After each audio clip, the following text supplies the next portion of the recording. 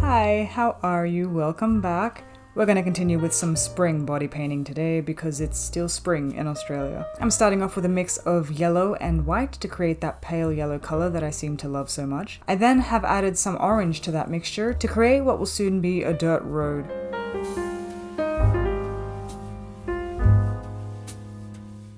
Taking my light blue and my favorite buffing brush, I'm creating the backdrop of tree canopies.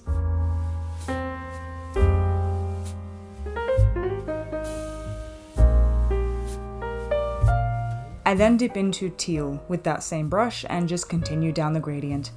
I'm not blending these two colors together because I want the trees to have different dimensions and create that foreground, midground, and background effect. So I'm just kind of taking it down my face, keeping it blotted and patchy because I will add trees in later and bring everything together. And with whatever residue I have on the brush, I bring it down my face. Kind of looks like a beard, but down my face, my neck, over my lips, because I did put a lot of product.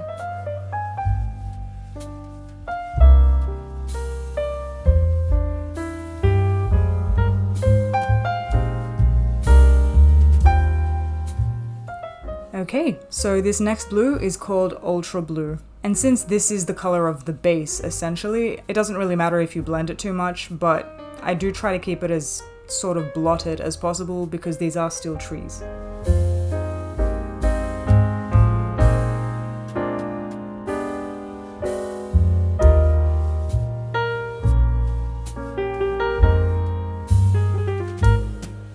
I take that color and blend it from the bottom half of my face, down my neck, and onto my shoulders.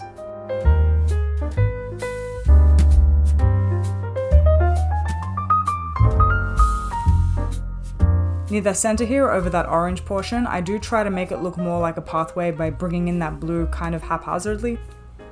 You can't really control dirt and mulch and, life, so it doesn't really matter how aesthetic this looks right now because we do go in and fix everything later.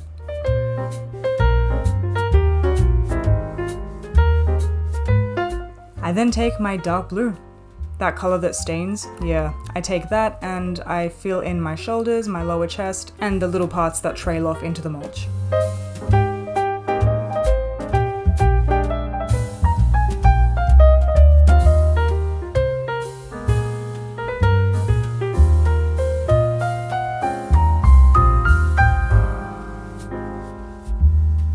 Adding more orange to that mix from before, I'm creating what will be the outskirts of that dirt trail, which will be blended in with more of a lighter orange or yellow that I go in with later. This is to give it, you guessed it, dimension. But I am going to blend this all together. It's not going to look this patchy or this rough. And I add this on the edges. It does look a lot like an outline of just the inside portion to separate it from the dark blue, and I guess that is what I'm doing, but I do blend it in later and highlight and shadow and do all the good stuff.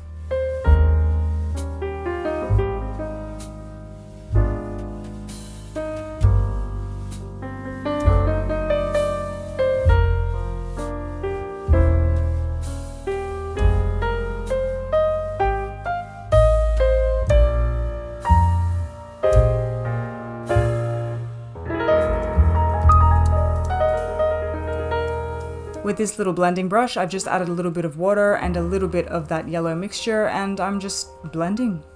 Trying to make it look not too dimensional, but not as patchy as I've applied it.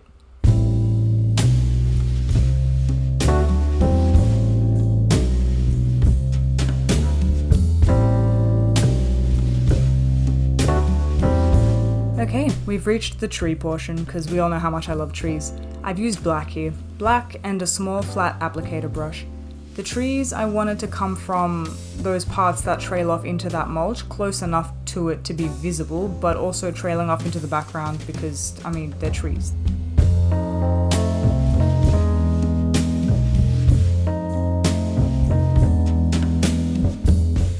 I bring it up onto my face as well, as those other blue parts of my face will be the canopies of these trees. And there's no real rule to adding any of these, just wherever you feel like you should put a tree, just put a tree.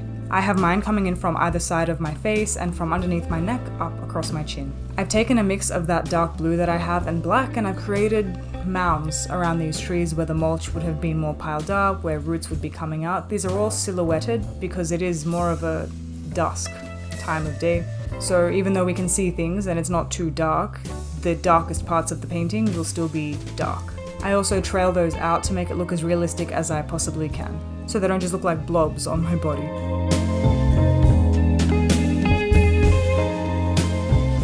I then take an angled brush, the color black, and I just elongate where I think needs elongating, just to give a little more texture to the top half of my face, because I feel like everything's happening in that center and nothing's really happening up top.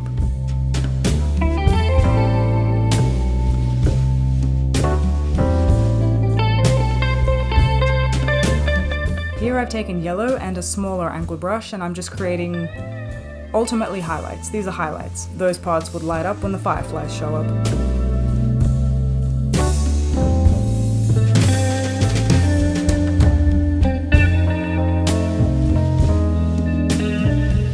Then I take white and add highlights to my highlights.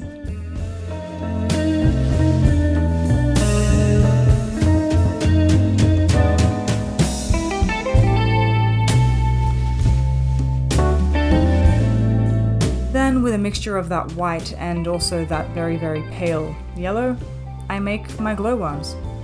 Do you guys call them glowworms or fireflies? Are they the same thing? I feel like glowworms are in caves and fireflies are in lagoons and, you know, let's call them fireflies. With the fireflies, just add clusters of them wherever you want. I try to make them look like they're not evenly spaced, some of them are bigger than others, but I have centered them around the bottom mulchy part of my painting. There won't be any fireflies closer to the top because, I mean, you wouldn't be able to see them. It's still technically light enough. But add as many as you wish, so I'll just skip through my thinking process here. Add little spots wherever you wish to add them. You can do the trick that I've done in a couple other paintings that I've done where I just flick my duo fiber brush and there's spots everywhere, but I feel like that works better with stars because star clusters are technically literal clusters, whereas fireflies, while they might travel together, they're still pretty scattered. I take that very pale yellow again and I try to make that light part of my forehead more opaque, but I don't know what it is. I think it's the consistency of my white. It doesn't blend well and I've made a mess. So I'm gonna go fix that later with some cream paints, but for now, that happened. Okay, taking a very teal color from this IGLOT palette that I made years ago, I create a very simple classic eye. Not so much where you can see all of the colors, but enough to know that there's some kind of glam going on. And I apply this on the outside and blend it inward and underneath, joining it together. Then I take this sparkly lighter blue and I just apply it to the inner parts of the eye, the majority of the eyelid, up and around. This fixes any kind of imperfections and creases on the eyelid from the water-based body paints. Then I take my KVD tattoo liner and I create a very simple wing. Nothing too dramatic, but also I liked how the black looked on top of the blue. So the black eyeliner just adds to the look in my opinion. I also line the inside waterlines, and before I add mascara, I take a very dark blue that I have and just buff that in a little bit so I can close off that bottom lash line, add some mascara. I'm not adding lashes to this look because I didn't want them to steal the attention away and they're kind of big. So just some mascara here, keeping it as muted as possible. Even though it's kind of hard with this mascara, this is a good mascara. There's me with that white body paint trying to fix the mess of an application that I did before.